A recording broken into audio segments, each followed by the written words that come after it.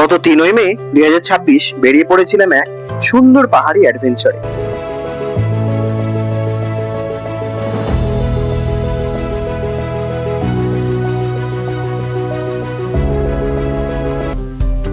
আমার বাড়ি থেকে প্রায় 103 কিলোমিটার দূরে আমার আজকের গন্তব্য হলো পানভিউ ভিউ পয়েন্ট। শিলিগুড়ি থেকে সেবক রোড ধরে বেঙ্গল সাফারি আর বৈকুণ্ঠপুর ফরেস্ট পার করে আমি বাইক চালিয়ে পৌঁছে গেছিলাম সেবকে। তারপর তিস্তা নদীর পাশ দিয়ে মনোমুগ্ধকর রাস্তা কালীঝোড়া পার করে আর মাত্র 38 কিলোমিটারের পথ বাকি ছিল। পাহাড়ি বাঁক, সবুজ প্রকৃতি আর সুন্দর রাস্তার সঙ্গে সঙ্গেই এগিয়ে চলেছে আমাদের যাত্রা। আর মাত্র কয়েকটা বাঁক, তারপরেই আমাদের সামনে খুলে যাবে পানভিউ ভিউ পয়েন্টের অসাধারণ দৃশ্য।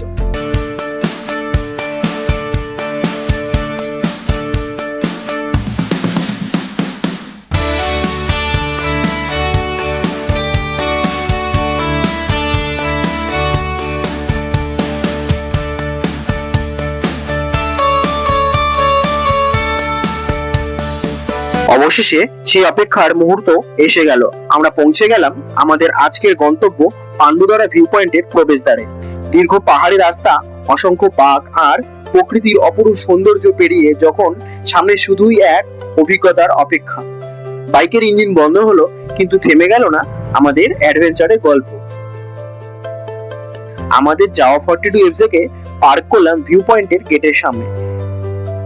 সামনে অপেক্ষা করছে পাহাড়ের শান্ত পরিবেশ। গেট বন্ধ, কিন্তু আমাদের অ্যাডভেঞ্চারের দরজা তখনো খোলা, কারণ পাহাড় কখনো শুধু একটা ভিউ পয়েন্টে শেষ হয়ে যায় না। পাহাড়ের চূড়ার দিকে এগিয়ে চললাম।